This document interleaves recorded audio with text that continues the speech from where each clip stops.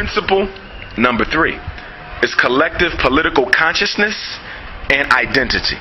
Collective political consciousness and identity. Most of us, all of us already have a collective racial unconsciousness that has been drilled into us through slavery and colonization, where we have been systematically taught and conditioned to disrespect African life, to disrespect African self, to disrespect African phenotype, to disrespect African accomplishments, so much so that the only time we give adequate respect to a member of our own race is only after they have already been pre-approved by the European. But we now must begin to foster a collective political consciousness and identity. We must begin, as the Honorable Marcus Messiah Garvey taught us, to think purely racial about things. We must begin to think purely racial about our issues. And we must be conscious of our political situation and our political aims and objectives at all times.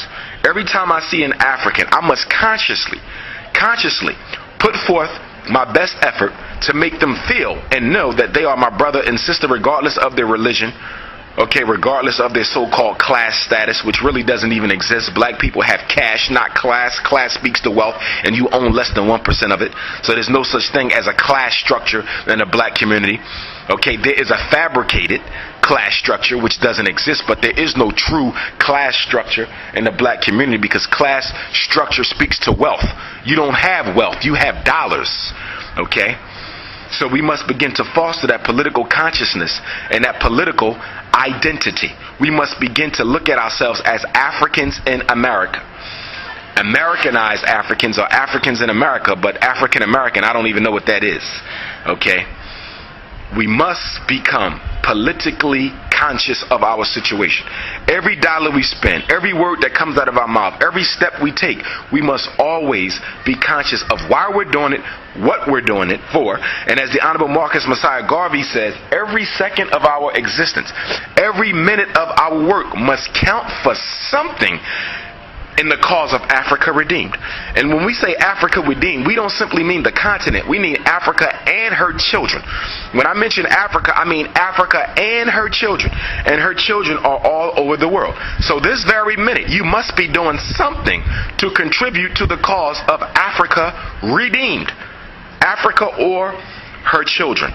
A new political consciousness that places an emphasis on our common origin as African people, and that de-emphasizes the religious, the political, the fraternal, fabricated, socialized identities that we have. I'm not saying reject religion. I'm not saying reject your sororities and fraternities. I'm not saying to reject your religious affiliation, but I am saying it must come second to your racial group membership. Why am I saying that? Because the only group that you belong to that was chosen by Almighty God was your race. God chose you to be an African. You chose to be everything else. You chose to be Muslim, we chose to be Christian, we chose to be this, we chose to be that. The only thing that was preordained for you, that can be proved to be on a shadow of a doubt that God fixed, was your race. So to me, my racial group membership is just as spiritually important as it is to be a Muslim, and more so, because I could wake up tomorrow and join a different religion, but as long as I wake up, for the rest of my life on earth, even in eternity, I will always be classified as nothing else than an African. So African to me is a political identity as well as a spiritual identity. Why so? Because when God first made man at the base of the Nile rivers on the east coast of this great continent, he chose the color black because black was the color of the fertile land of the Nile. And because from black soil you get the best of crop, so from black soil God gave the best of human life. So our skin color is black, not because of a curse, but our skin color is black because black represents the most powerful form of life. From the universe you get everything. The universe is pitch black. From black soil you get the richest, most mineralized soil on the face of the earth. So when God made the African, he chose the richest soil on the planet, and from that soil he fashioned man and woman. So our race as Africans is a spiritual membership and not purely a political one. You have many Negroes who argue that there is no such thing as race. How so? According to whose definition?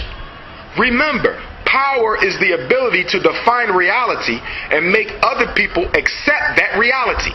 So when you say race is a man-made construct, whose definition? Are we talking about the Europeans' definition of race? Are we talking about the Asians' definition of race? And of course we have a lot of Africans running around calling themselves Asian. Ain't nothing Asiatic about me, and I want to make that crystal clear. I am not an Asiatic black man. I am an African black man. I want to make that clear. Okay? But nonetheless, whose definition of race? A race is nothing more than a group of people of the same common ethnic, cultural, historical, and political history. You have a shared human experience that is both biological and cultural. That's all a race is. I don't know who said that in order for a race to exist, then there must be some sort of definitive biological difference between groups in order for them to be called races. That is a joke. There is no biological difference between the Christian and the Muslim. But yet, the difference is respected, and it is considered even more powerful than a biological racial difference. Okay? There's no difference between fraternities biologically. There's no difference between nations biologically, but the political construct, the political borders that people put around themselves, give rise to new political identities. And it is the same situation with race. So I'm not going to abandon the concept of race because the white man has 4 chambers in his heart, and the black man has 4 chambers in his heart, and the Asian has 4 chambers in his heart, and the Arab has 4 chambers in his heart. So what? I could care less about the biological. We don't suffer because of the biological. We suffer because of the political. And so race is thoroughly a political construct. And it is through that political construct that African people have been oppressed, marginalized, and exterminated for more than a millennium. So for you biologically oriented Negroes who want to see a biological difference between us and Europeans, and there are some, I'm not even going to waste my time with that, because we as a race of people are politically defined. We're self-defined, okay, as well as externally defined. But I'm not even concerned with the external. I'm concerned with the self-definitions of being an African. And being an African has existed for millions of years before we even knew there was a European. So for anyone who says that race is a European construct, needs to study their history. So again, third variable of Pan-African nationalism, as I sit here in the beautiful skies of Senegal, is the fostering of a collective political consciousness and identity.